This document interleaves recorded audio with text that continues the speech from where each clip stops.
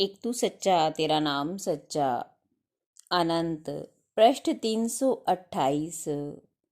सतगुरु की मेहर से जो दिव्य दर्शन दरबार फुलसंदा के गरुड़ नाम के सेवक को हुए, उनका विवरण इस प्रकार है। रात्रि में 1 बजे उसके सामने एक प्रकाश प्रकट हुआ। उसमें ओम था।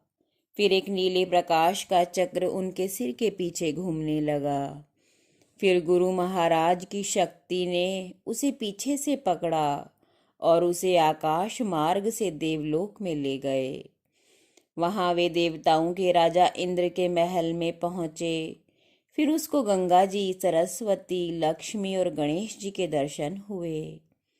फिर विराट रूप महाकाल के दर्शन हुए, जिनके शरीर से तेज नीला प्रकाश और लपटें निकल रही थी। फिर अपने ही शरीर में, मस्तक में उन्होंने गुरु महाराज को देखा और देवताओं से उन्होंने बातें की। सतपुरुष बाबा फुलसंदे वालों का वचन है कि परमेश्वर पवित्र आत्माओं के लिए अपना रास्ता खोलता है और नसीब वाले ही उस रास्ते पर जाते हैं। हे परमेश्वर, हम पे दया करना। जो तेरा हुआ उस पे दुख और आपत्ति ना टूटेगी। सब लोग जैसे आकाश में सूर्य को देखते हैं, इसी प्रकार जिन्हें तूने स्वीकार कर लिया है, विज्ञानी जन प्रकाश की तरह तुझे अपने हृदय में देखते हैं। सब देवता परमेश्वर के सेवक हैं। तू उस एक की ही आराधना कर। सतपुरुष बाबा फुलसंदे वालों का वचन है कि प्रार्थना और आराधना रोशनी की ऐसी पवित्र चादर है, जिसे ओढ़ने के बाद ही कोई उस सृष्टा यानी पार ब्रह्म के सामने पहुंचता है। मलिन आत्मा को लिए हुए कोई भी परमेश्वर के राज्य में प्रवेश नहीं कर सकता। एक बार सतपुरुष एक बीमार बूढ़ी स्त्री के पास गए। उस स्त्री ने बहुत दिनों से उनके दर्शनों की आस लगा रखी थी।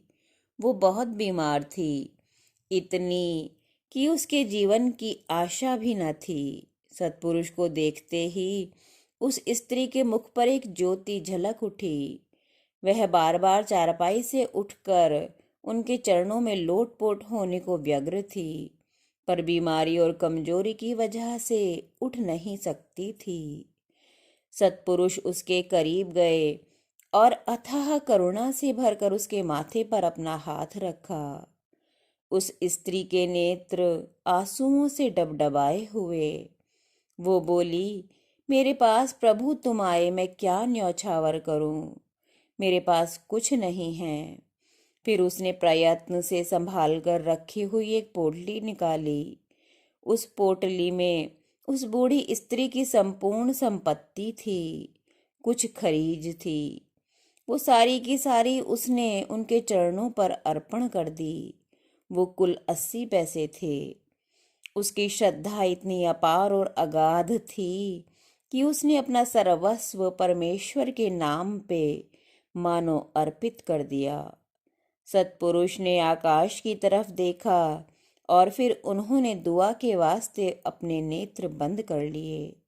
हे परमेश्वर, जिस किसी ने तुझे अपनी आत्मा का दान दिया है, तू उसे जगत के बियाबान में और दुखों में भटकने ना देगा।